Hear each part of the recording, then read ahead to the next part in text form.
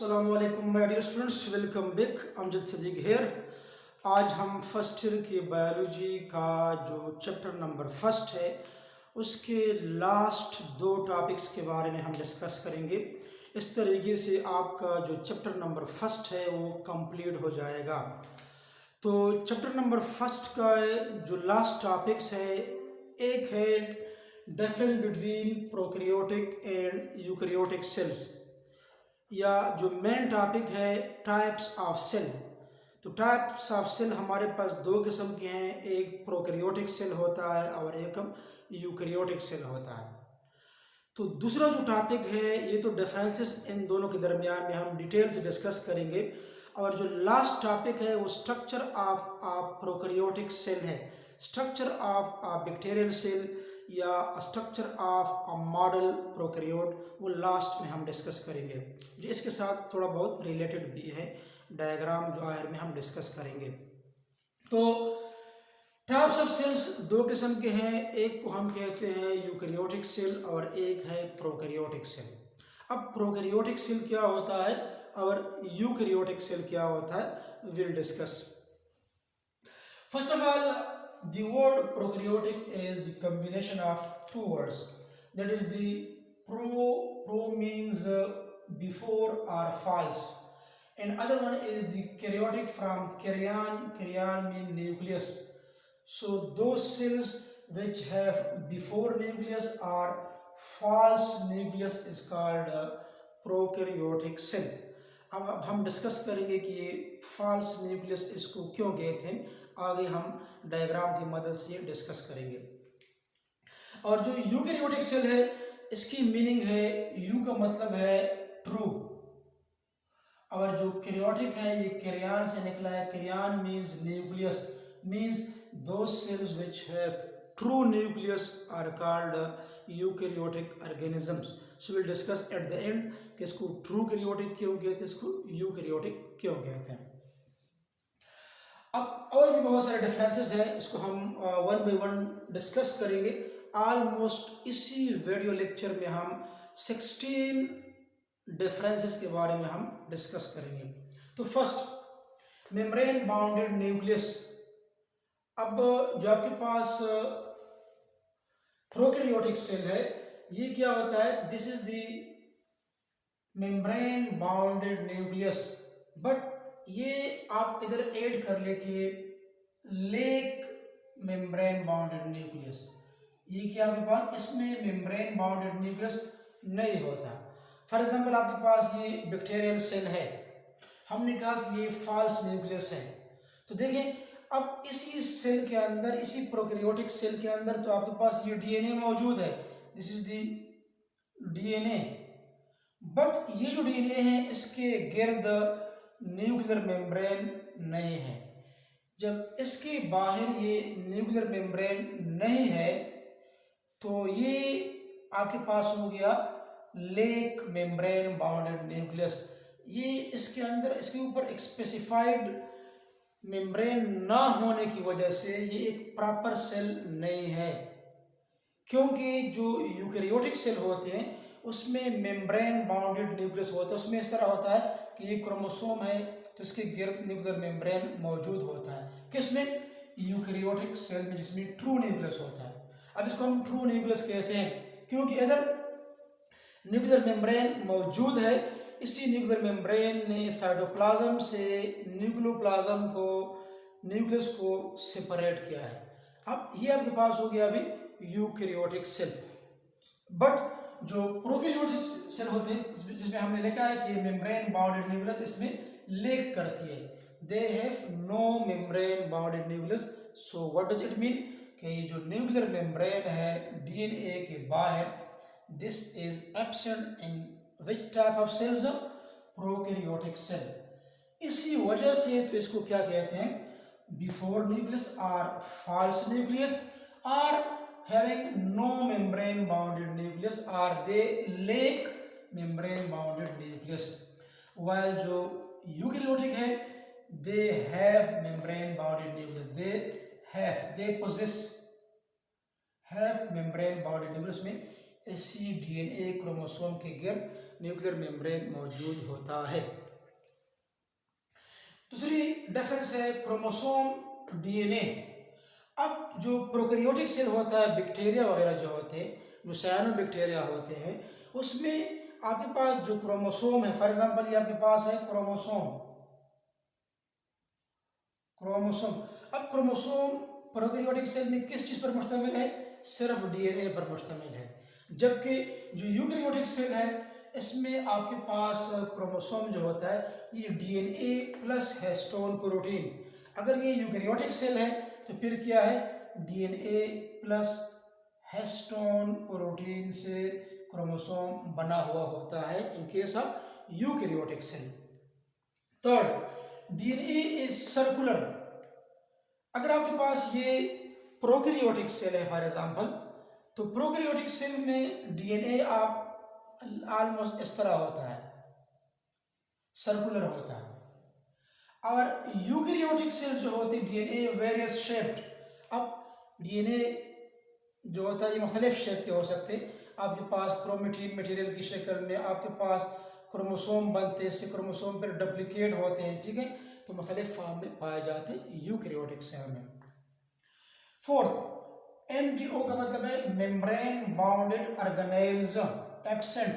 Prokaryotic cell का जो cytoplasm है उसमें एंडोप्लाज्मिक रेटिकुलम, गोल्गी बॉडीज और आपके पास पैराक्सिसोम, लाइक्सिसोम, ग्लाइक्सिसोम्स, जितनी भी ऑर्गेनेल्स है एक्सेप्ट राइबोसोम के, वो एब्सेंट होते हैं प्रोकैरियोटिक सेल में। जबकि जो आपके पास यूकैरियोटिक सेल होते हैं इसमें मेम्ब्रेन बाउंडेड ऑर्गेनेल्स प्रेजेंट होते हैं। इसमें ये आपके पास जो स्पेशली आपके पास है endoplasmic reticulum, Golgi bodies, ribosome, lysosomes, glyoxysome, peroxisome, ये सारे जो होते हैं क्लोरोप्लास्ट इन केस ऑफ जो होता है प्लांट्स, उसमें ये साइटोप्लाज्म में पाए जाते हैं, जबकि प्रोकैरियोटिक सेल में एब्सेंट होते हैं। फिफ्थ, इसमें जो आपके पास वो है, इसमें जो रेस्पिरेशन होता है बेसिकली माइटोकॉन्ड्रिया जिसके लिए होता है, माइटो मींस माइटोकॉन्ड्रिया। तो प्रोकैरियोटिक सेल में जो माइटोकॉन्ड्रिया है वो एब्सेंट होता है। अगर माइटोकॉन्ड्रिया एब्सेंट है तो फिर रेस्पिरेशन किसके थ्रू होता है? सेल मेम्ब्रेन के थ्रू होता है, या सेल मेम्ब्रेन से एक स्ट्रक्चर एराइज हुआ होता है, इसको हम कहते हैं मीजोसोम। लेक्चर के एंड में हम डिस्कस करेंगे कि मीजोसोम कैसे एराइज होता है। तो प्रोकैरियोटिक सेल में माइटोकॉन्ड्रिया एब्सेंट होता है और रेस्पिरेशन फिर किसकी मदद से होता है? प्लाज्मा मेम्ब्रेन या मीजोसोम की मदद से। जबकि जो यूकैरियोटिक सेल है इसमें माइटोकॉन्ड्रिया प्रेजेंट है और इसी माइटोकॉन्ड्रिया ही में रेस्पिरेशन परफॉर्म होता है। Next, chlorophyll scattered in the cytoplasm. जब आपके पास प्रोकैरियोटिक सेल होते हैं जो कि बैक्टीरिया और साइनोबैक्टीरिया है या जो अर्किया है, उसमें क्लोरोफिल जो होता है ये किसी क्लोरोप्लास्ट के अंदर इनक्लोज नहीं होता लाइक यूकैरियोटिक सेल। इससे पहले एक लेक्चर था प्लास्टिड्स में हमने क्लोरोप्लास्ट के बारे में डिटेल से पढ़ा है। आप क्लोरोप्लास्ट के वीडियो लेक्चर को आप देख सकते हैं कि उधर जो होता है आपके पास क्लोरोप्लास्ट एक डबल मेम्ब्रेन स्ट्रक्चर होता है, उसके अंदर ग्रेना होते हैं, ग्रेना के मेम्ब्रेन्स पर क्लोरोफिल पाए जाते हैं। तो जबकि जो प्रोकैरियोटिक सेल है उसमें क्लोरोफिल क्लोरोप्लास्ट के अंदर इनक्लोज नहीं होता but scattered in the cytoplasm. In case of eukaryotic cell chlorophyll is present in the chloroplast, जो हम प्लास्टिड के टॉपिक में हम डिस्कस कर चुके हैं डिटेल के साथ। ये मैं इधर इसलिए मैंने आपको थोड़ा बहुत बता दिया कि जो स्टूडेंट्स मेरे पास पहले से चलते आ रहे हैं उसको तो पता है, उसने तो वो लेक्चर देखा है। और अगर कहीं कोई नए स्टूडेंट जो है अभी अभी उसने मेरे वीडियो लेक्चर को, मेरे चैनल को ज्वाइन कर चुका हो, तो उसके लिए मैंने बता दिया कि क्लोरोप्लास्ट में ग्रेना होते हैं, ग्रेना के मेम्ब्रेन पर क्लोरोफिल मॉलिक्यूल पाए जाते हैं, और वो भी उसी लेक्चर को देख लें।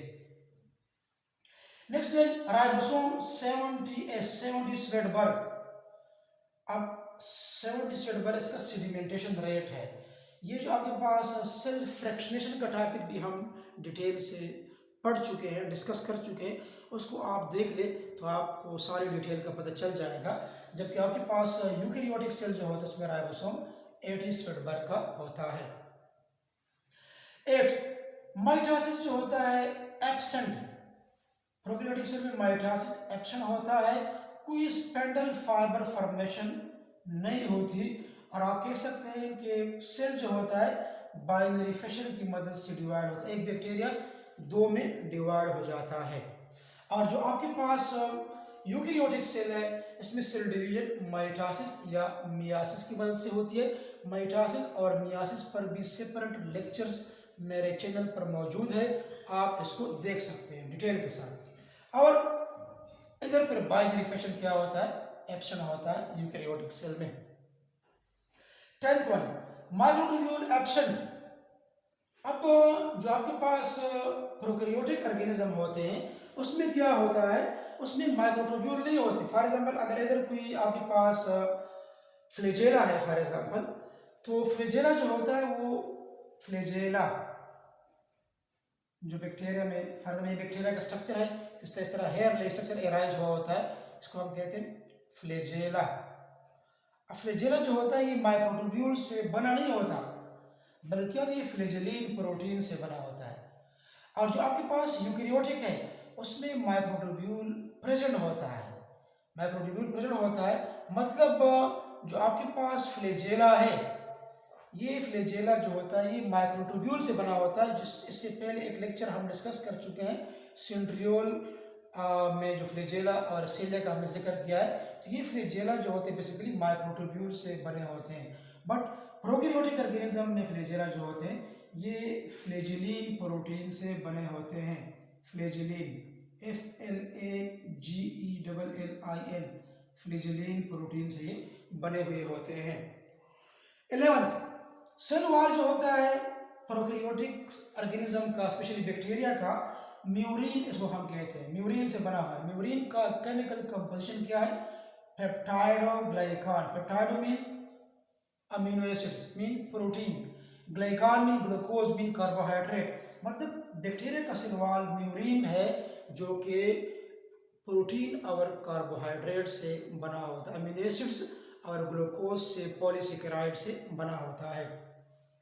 और जो यूकैरियोटिक सेल्स होते हैं प्लांट का सेल वॉल सेल्यूलोज से बना होता है, फंजाई का सेल वॉल काइटिन से बना है, प्रोटोजोन जो प्रोटिस्ट होते हैं इसमें प्रोटीन भी होते हैं, समटाइम्स इसका सेल वॉल सेल्यूलोज से भी बना होता है। 12 साइटोस्केलेटन एब्सेंट। अब इसी प्रोकैरियोटिक सेल में साइटोस्केलेटन नहीं होता। साइटोस्केलेटन क्या होता है, ये प्रोटीन के नेटवर्क को रिप्रेजेंट करते हैं, इस तरह के हम कहते हैं कि साइटोस्केलेटन प्रेजेंट। अब यूकैरियोटिक सेल में साइटोस्केलेटन मौजूद होता है। साइटोस्केलेटन पर एक डिटेल वीडियो लेक्चर मौजूद है, उसमें माइक्रोट्यूब्यूल, माइक्रोफिलामेंट और इंटरमीडिएट फिलामेंट के बारे में हमने जिक्र किया है, जो कि प्रोटीनिस्ट स्ट्रक्चर है, एक नेटवर्क बनाते हैं, थ्रू आउट द साइटोप्लाज्म पाए जाते हैं यूकैरियोटिक सेल में। ठीक है, अभी हम नेक्स्ट कैरेक्टर की तरफ आते हैं नंबर 13 पर। बट आप लोग इसका एक स्क्रीनशॉट ले लें क्योंकि इसको मैंने मिटाना है अभी।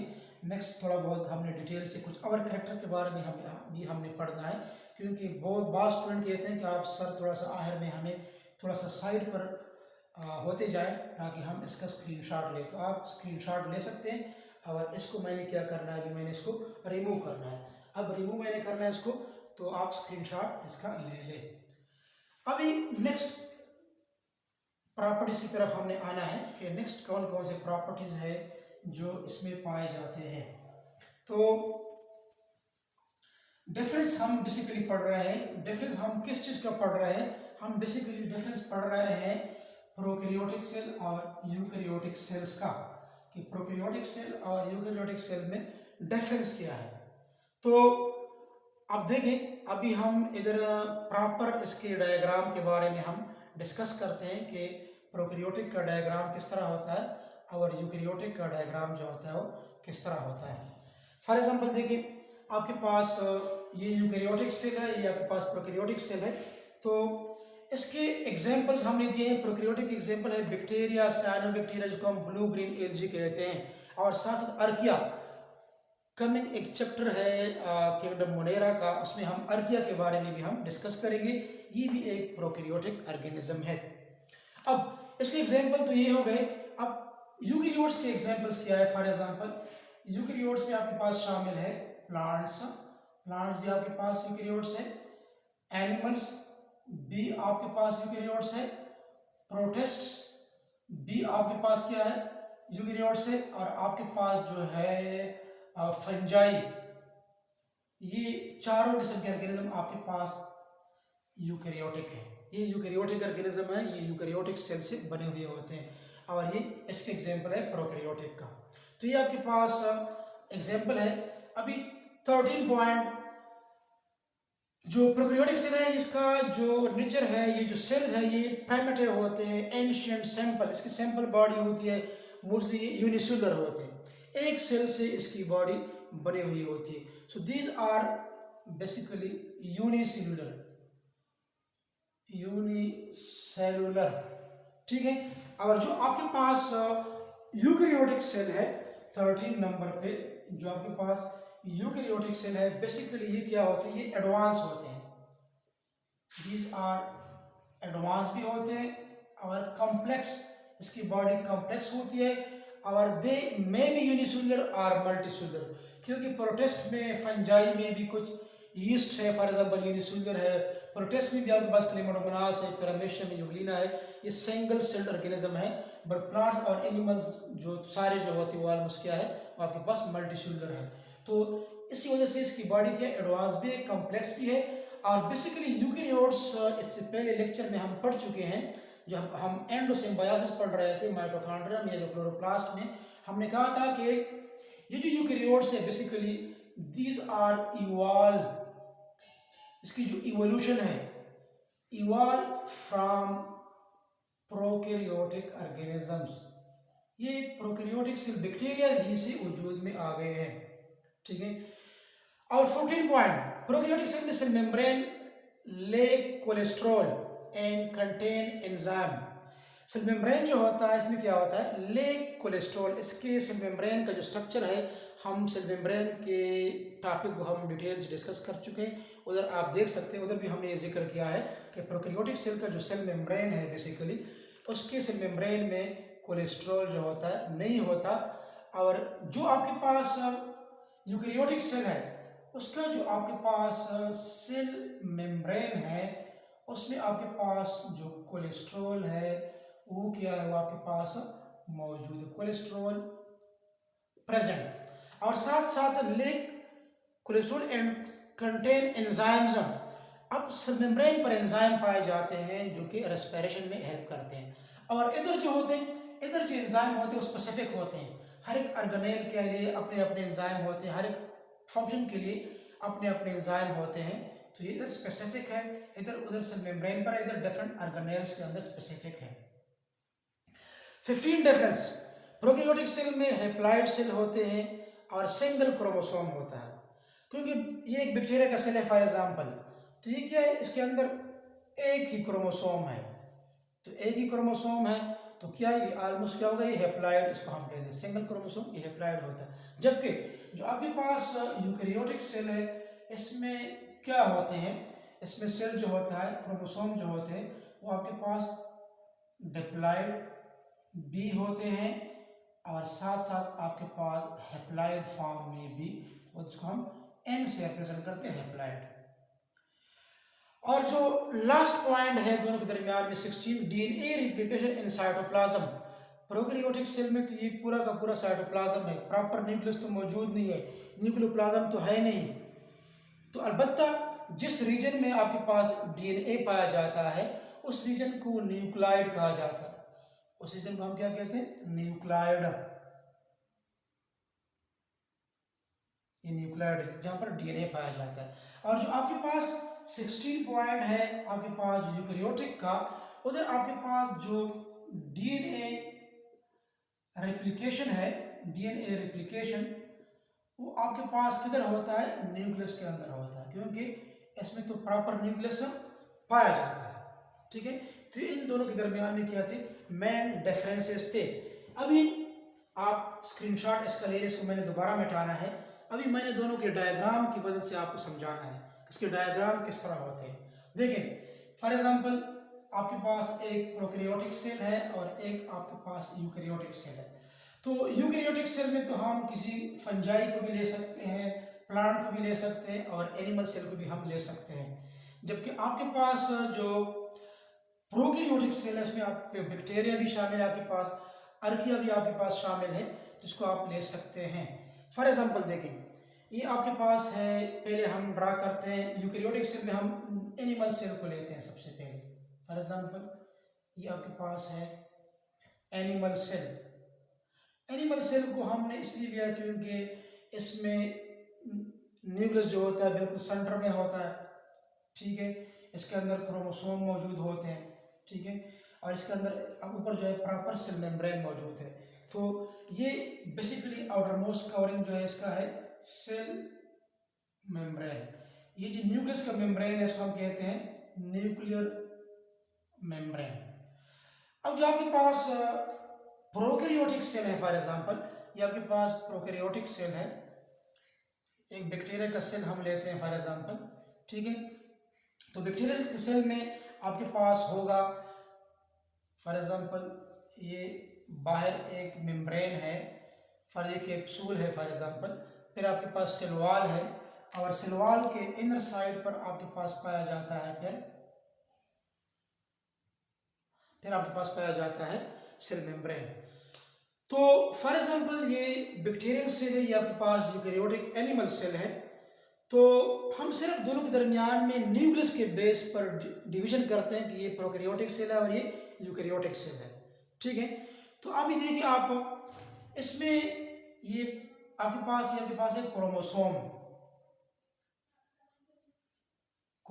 इससे पहले हमने डिस्कस किया कि यूकैरियोटिक का जो क्रोमोसोम है ये किस चीज पर मुश्तमिल है, डीएनए प्लस हिस्टोन प्रोटीन पर मुश्तमिल है।